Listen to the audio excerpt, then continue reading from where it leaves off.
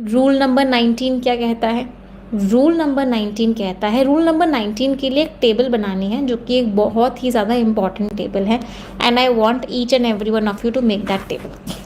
हमारे ना बहुत सारे तरह के प्रोनाउंस होते हैं। We have personal pronouns, we have possessive pronouns, we have reflexive pronouns. फिर हमारे बहुत सारे तरह के पर्सन्स होते हैं। We have first person, we have second person and we have third person. First person में कौन कौन आता है? आई आता है, वी आता है। सेकेंड पर्सन में कौन कौन आता है? यू आता है। थर्ड पर्सन में कौन कौन आता है? ही आता है, शी आता है, इट आता है और दे आता है। ये सब्जेक्टिव केस होता है। पर्सनल के अंदर दो केसेस होते हैं, एक होता है हमारा सब्जेक्टिव केस और दूसरा होता है हमारा ऑब्जेक्टिव केस। आई का ऑब्जेक्टिव केस क्या होता है? मी। वी का होता है अस। यू का यू ही होता है। ही का होता है हिम। शी का होता है हर। इट का इट ही होता है। दे का क्या होता है? देम। पजेसिव केसेस की अगर बात करूँ तो किस किस का क्या क्या पजेसिव केस होता है? पजेसिव का मतलब होता है हक। तो आई का पजेसिव केस क्या होता है? अगर प्रोनाउन की बात करूँ, माइन। वी का आर्स, यू का योर्स, ही का हिज, शी का हर्स, इट का कोई पजेसिव प्रोनाउन नहीं होता। अभी मैं प्रोनाउंस की बात कर रही हूँ। I am talking of pronoun. They का देयर्स। अगर मैं रिफ्लेक्सिव की बात करूँ, इसको एम्फेटिक, थोड़ा सा डिफरेंस होता है रिफ्लेक्सिव और एम्फेटिक में। रिफ्लेक्सिव जब नाउन और प्रोनाउन, नाउन सब्जेक्ट और ऑब्जेक्ट सेम होता है तब रिफ्लेक्सिव प्रोनाउन यूज़ करते हैं। जब भी एम्फेटिक प्रोनाउन कब यूज़ करते हैं? जब किसी चीज़ के ऊपर जोर डालना होता है। होते सेम है दिखने में। Myself, ourselves. एक इंसान के लिए बोल रहे हो तो योर सेल्फ। अगर बहुत सारे लोगों के लिए बोल रहे हो तो yourselves, himself, herself, itself and themselves. ये सारे के सारे हमारे क्या हैं? रिफ्लेक्सिव प्रोनाउंस हैं। तो ये सारा का सारा हमारा प्रोनाउन का चार्ट है जो हमारे टिप्स पे होना चाहिए कि कौन सा प्रोनाउन में क्या होता है। अब कुछ कॉन्सेप्ट समझते हैं।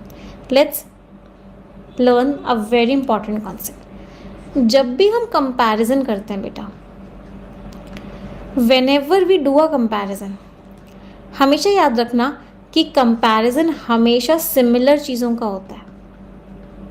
मैं किटकैट का कंपैरिजन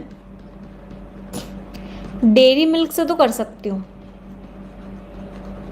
मैं किटकैट का कंपैरिजन डेयरी मिल्क से तो कर सकती हूँ, ये तो सही हो जाएगा। लेकिन क्या मैं किटकैट का कंपैरिजन अपने नेबर से कर सकती हूँ? पड़ोसी या पड़ोसन से कर सकती हूँ? क्या एक चॉकलेट का कंपैरिजन किसी इंसान के साथ हो सकता है? नहीं। तो कंपैरिजन जो होता है वो हमेशा और हमेशा कैसी चीज़ों का होता है? कंपैरिजन जो होता है वो हमेशा और हमेशा सेम चीज़ों का होता है। कंपैरिजन कभी भी अलग अलग चीज़ों का नहीं होता, सिमिलर चीज़ों का होता है। राइट? चलो, ऐसे ही प्रोनाउन में भी कंपैरिजन सिमिलर चीज़ों का होता है। ये मैंने आपको चीज़ पहले पढ़ाई थी, कुछ बच्चों को अगर याद हो। वर्ब से पहले जो केस आता है वो सब्जेक्टिव केस होता है। वर्ब के जो बाद केस आता है वो ऑब्जेक्टिव केस होता है। तो कंपैरिजन हम हमेशा सेम चीज़ों का करते हैं। इसका मतलब क्या है? सब्जेक्टिव केस का कंपैरिजन किससे होगा? सब्जेक्टिव का कंपैरिजन हमेशा सब्जेक्टिव से होगा और ऑब्जेक्टिव का कंपैरिजन हमेशा ऑब्जेक्टिव से होगा। हम हमेशा सेम चीज़ों का कंपैरिजन करेंगे, हम कभी भी अलग अलग चीज़ों का कंपैरिजन नहीं करेंगे। Will always and always compare same things. तो अगर सब्जेक्टिव केस है तो उसका कंपैरिजन सब्जेक्टिव केस के साथ होगा। अगर ऑब्जेक्टिव केस है तो उसका कंपैरिजन हमेशा ऑब्जेक्टिव केस के साथ होगा। ऐसा समझ में नहीं आएगा, एग्जाम्पल करेंगे तो समझ में आएगा। मैंने एक सेंटेंस लिखा, I am as tall as him. ये सेंटेंस गलत है। कोई मुझे बता सकता है कि इस सेंटेंस में क्या गलती है? I am as tall as him, I. मेरा कंपैरिजन किससे हो रहा है? हिम से हो रहा है। मेरा कंपैरिजन किससे हो रहा है? हिम से हो रहा है। कहने से आई तो सब्जेक्टिव केस है। आई कौन सा केस है? देखो टेबल को, आई कौन सा केस है? सब्जेक्टिव केस है। तो आई का कंपैरिजन क्या हिम से हो सकता है? हिम तो ऑब्जेक्टिव केस है। अभी हमने पढ़ा सब्जेक्टिव का कंपैरिजन ऑब्जेक्टिव के साथ नहीं हो सकता, सब्जेक्टिव का कंपैरिजन सब्जेक्टिव के साथ ही होगा। मतलब अगर आई का कंपैरिजन करना है तो वो ही के साथ ही होगा, वो हिम के साथ नहीं हो सकता। सब्जेक्टिव का कंपैरिजन सब्जेक्टिव के साथ, ऑब्जेक्टिव का कंपैरिजन ऑब्जेक्टिव के साथ, तो आई का कंपैरिजन ही के साथ होगा, हिम के साथ नहीं होगा। इसका मतलब यहाँ पे क्या आएगा? यहाँ पे हिम नहीं, यहाँ पे ही आएगा। क्या कॉन्सेप्ट समझ में आया? तो कॉन्सेप्ट क्या बना? I am as tall as he. इस सेंटेंस को ऐसे भी लिख सकते थे, इस सेंटेंस को ऐसे भी लिख सकते थे, I am as tall as he is. यहाँ पे जो इज है ना, ये हिडन है, इस इज को हमने ओमिट कर दिया। दोनों सेंटेंसेस सही हैं। मैं उतनी ही लंबी हूँ जितना लंबा वो है। मैंने एक और सेंटेंस लिखा, माई parents love me more than dash. मैंने एक सेंटेंस लिखा, माई parents love me more than dash. अब देखो ध्यान से समझना, कहने से लव वर्ब है, लव हमारी क्या है? वर्ब है। वर्ब से पहले जो केस आता है वो क्या होता है? सब्जेक्टिव होता है। मतलब माई पेरेंट्स कौन सा केस है? सब्जेक्टिव केस है। वर्ब के बाद जो आता है वो ऑब्जेक्टिव केस होता है। मी कौन सा केस है? ऑब्जेक्टिव केस है। इसमें कोई डाउट? माई parents love me more than dash, verb से पहले जो होता है वो सब्जेक्टिव केस होता है, वर्ब के बाद जो होता है वो ऑब्जेक्टिव केस होता है। अब इसमें सब्जेक्टिव भी है, ऑब्जेक्टिव भी है, तो कहने से यहाँ पे दोनों सही है, ही भी सही है और हिम भी सही है। इस वाले सेंटेंस में दोनों सही है। क्यों इस वाले सेंटेंस में दोनों सही है? क्योंकि यहाँ पे सब्जेक्टिव केस भी है और यहाँ पे ऑब्जेक्टिव केस भी है। जब सब्जेक्टिव ऑब्जेक्टिव दोनों हैं तो आंसर में भी दोनों आ सकते हैं, ही भी आ सकता है और हिम भी आ सकता है। Both of them are correct. लेकिन दोनों का मीनिंग अलग अलग है। अगर मैं यहाँ पे ही लिखती हूँ, अगर मैंने यहाँ पे ही लिखा तो इस सेंटेंस का मीनिंग क्या हो गया? कंपैरिजन किसका होता है? सब्जेक्टिव केस का सब्जेक्टिव के साथ कंपैरिजन होता है। तो मेरे पेरेंट्स का और ही का कंपैरिजन हो रहा है। किसका कंपैरिजन हो रहा है? मेरे पेरेंट्स का और ही का, कि ये दोनों मुझसे प्यार करते हैं, बट ज़्यादा प्यार कौन करता है? मेरे पेरेंट्स। अगर मैंने उस ब्लैंक में ही लिखा, इसका मतलब क्या हुआ कि मेरे पेरेंट्स का और ही का कंपैरिजन हो रहा है। मेरे पेरेंट्स भी मुझसे प्यार करते हैं, ही भी मुझसे प्यार करता है, बट ज़्यादा प्यार कौन करता है? मेरे parents. My parents love me more than he loves. My parents love me more than he does. मेरे पेरेंट्स मुझे ज़्यादा प्यार करते हैं उसके कंपैरिजन में। तो जितना प्यार वो मुझसे करता है और मेरे पेरेंट्स मुझसे करते हैं, मेरे पेरेंट्स का प्यार जो है वो ज़्यादा है। अगर मैंने यहाँ पे हिम लिखा, अब हिम क्या है? हिम ऑब्जेक्टिव है। इसका मतलब किस किस का कंपैरिजन होगा? मी का और हिम का होगा। अगर मैंने हिम लिखा तो सेंटेंस का मीनिंग चेंज हो गया। सेंटेंस का मीनिंग क्या बन गया? सेंटेंस का मीनिंग बन गया, एक मिनट में एक स्लाइड ऐड कर देती हूँ। ऐड करने का ऑप्शन नहीं है यहाँ पे, नहीं है। Let me add a slide, just a minute.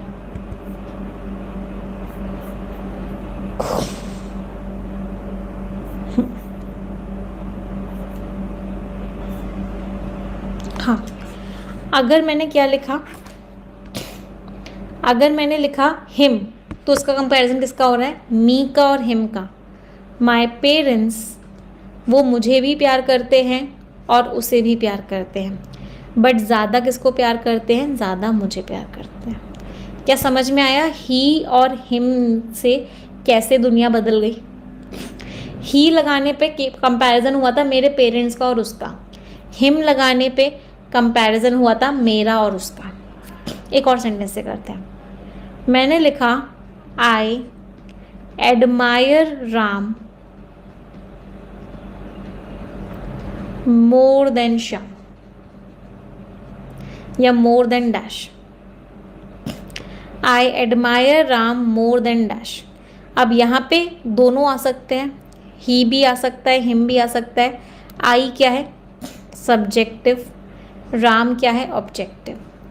अगर मैंने यहाँ पे ही लिखा तो मीनिंग क्या हो गया, किस किस का कंपैरिजन हो रहा है, आई का और ही का। हम दोनों राम को पसंद करते हैं बट मैं ज़्यादा करती हूँ। अगर मैंने यहाँ पे हिम लिखा, इसका मतलब क्या हुआ, मैं राम को भी पसंद करती हूँ और उसको भी पसंद करती हूँ, बट ज़्यादा पसंद किसको करती हूँ, राम को।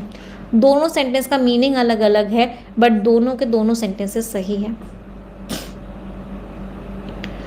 दोनों सेंटेंस का मीनिंग अलग अलग है बट दोनों के दोनों सेंटेंसेस ठीक हैं। ही लिखने का मतलब था कि मैं और ही दोनों राम को पसंद करते हैं। हिम लिखने का मतलब था मैं दो लोगों को पसंद करती हूँ, मैं राम को भी पसंद करती हूँ और उसको भी पसंद करती हूँ। कोई डाउट किसी को? क्या कॉन्सेप्ट समझ में आया? अब अगर मैंने एक और कॉन्सेप्ट, हाँ शी और हर भी आ सकता था, कोई प्रॉब्लम नहीं थी उसमें। मैंने एक और सेंटेंस लिखा, अब मुझे बताना उस सेंटेंस में क्या आएगा। मैंने सेंटेंस लिखा I love chocolates more than dash. I love chocolates more than dash. A में लिखा हुआ है ही, बी में लिखा हुआ है हिम, सी में लिखा हुआ है ही और हिम दोनों, और डी में लिखा हुआ है नन। बताओ आंसर क्या होगा? ए बी सी डी में से। आई क्या है, वर्ब से पहले आ रहा है, सब्जेक्टिव है। चॉकलेट्स क्या है, वर्ब के बाद आ रहा है, ऑब्जेक्टिव है। ही लिखूंगी मतलब आई और ही का कंपैरिजन हो रहा है। मुझे भी चॉकलेट्स पसंद है, उसको भी चॉकलेट्स पसंद है, बट ज़्यादा किसको पसंद है, आई को। चलो ही से मैच कर गया। मैंने हिम लिखने की कोशिश करी, हिम का मतलब है ऑब्जेक्टिव केस। क्या चॉकलेट और इंसान का कोई कंपैरिजन हो सकता है? क्या चॉकलेट और इंसान का कोई कंपैरिजन हो सकता है? चॉकलेट और इंसान का कोई कंपैरिजन नहीं है, इसका मतलब यहाँ पे हिम नहीं आ सकता। इसका मतलब आंसर क्या है? Answer is option number A, he. I love chocolates more than he. मैं चॉकलेट्स को ज़्यादा पसंद करती हूँ, किससे, जितना वो पसंद करता है। तो यहाँ पे ही आएगा, यहाँ पे हिम नहीं आएगा। कॉन्सेप्ट क्लियर सभी को? आई और ही दोनों को चॉकलेट्स पसंद है बट मुझे ज़्यादा चॉकलेट पसंद है। कुछ एग्जाम्पल्स देखते हैं। My parents scold me more than he. मेरे जो पेरेंट्स हैं वो मुझे स्कोल्ड करते हैं मोर देन ही। कहने से दोनों के दोनों सही हैं। मेरे पेरेंट्स मुझे स्कोल्ड करते हैं मोर देन ही, इसका मतलब मेरे पेरेंट्स भी मुझे स्कोल्ड करते हैं, ही भी स्कोल्ड करता है, बट मेरे पेरेंट्स मुझे ज़्यादा स्कोल्ड करते हैं। मीनिंग अलग है, मीनिंग इज़ डिफरेंट बट सही है। माई parents scold me more than him. मेरे पेरेंट्स दोनों को स्कोल्ड करते हैं, ज़्यादा स्कोल्ड मी को करते हैं, बिल्कुल सही है। She is taller than me, गलत है। क्यों? क्योंकि शी का कंपैरिजन मी से नहीं हो सकता, शी का कंपैरिजन आई से होगा। She is taller than I, वो मुझसे ज़्यादा टॉल है। आगे एग्जाम्पल्स देखते हैं। She likes chocolates more than me.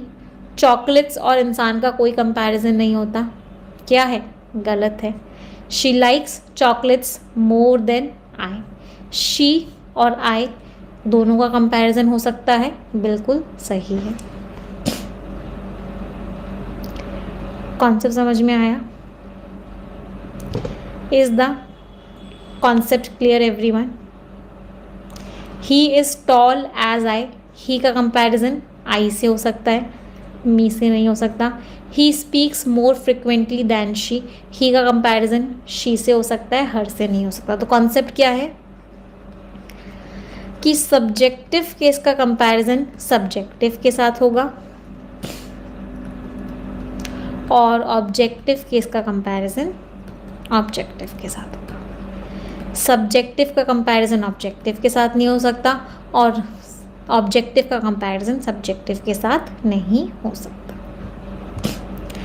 Crystal clear है सभी को concepts? Everyone, I hope yes. चलो अब आते हैं रूल नंबर 20। रूल नंबर 20 मैंने आपको एक रूल के अंदर ऑलरेडी पढ़ा दिया था। उस रूल के अंदर मैंने आपको रूल नंबर 20 भी पढ़ा दिया था। याद है कि हु जो होता है वो सब्जेक्टिव प्रोनाउन होता है, जबकि हुम जो होता है वो आपका ऑब्जेक्टिव प्रोनाउन होता है। मतलब ये आपने टेबल बनाई थी,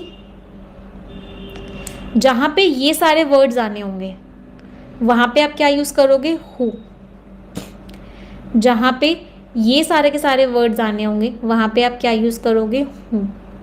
तो जब भी सब्जेक्टिव की बात करते हैं हम हु यूज़ करते हैं, जब भी ऑब्जेक्टिव की बात करते हैं हम क्या यूज़ करते हैं? हम हुम यूज़ करते हैं। एग्जाम्पल्स करते हैं, कॉन्सेप्ट हमने पहले भी पढ़ा हुआ है। सेंटेंस करते हैं। Mr Dikshit consulted an astrologer, Mrs Dikshit ने एक एस्ट्रोलॉजर से बात की। होम शी मेट हर, कहने से सेंटेंस को मैं कंप्लीट कैसे करूँगी? शी मेट हर, वो या हिम। हर और हिम कौन सा केस है? ऑब्जेक्टिव केस है। ऑब्जेक्टिव केस का मतलब क्या है? ऑब्जेक्टिव केस का मतलब यहाँ पे क्या आएगा? होम आएगा। जब भी ऑब्जेक्टिव केस आएगा आप होम लगाओगे, जब भी सब्जेक्टिव केस आएगा आप हु लगाओगे। इसको कैसे कंप्लीट करोगे? She got the job, she कौन सा केस है? सब्जेक्टिव केस है। सब्जेक्टिव केस का मतलब क्या है? क्या लगाओगे? Who. I went fishing with him, him कौन सा केस है? ऑब्जेक्टिव केस है। ऑब्जेक्टिव केस लगाना होता है तो क्या लगाते हो? हु। तो जब भी आपको ऑब्जेक्टिव केस लगाना होगा आप क्या लगाओगे? हु। और जब भी आपको सब्जेक्टिव केस लगाना होगा आप क्या लगाओगे? आप हु लगाओगे। Yes. I think she is a mathematician, she तो क्या लगाया? हु। Everyone admires him,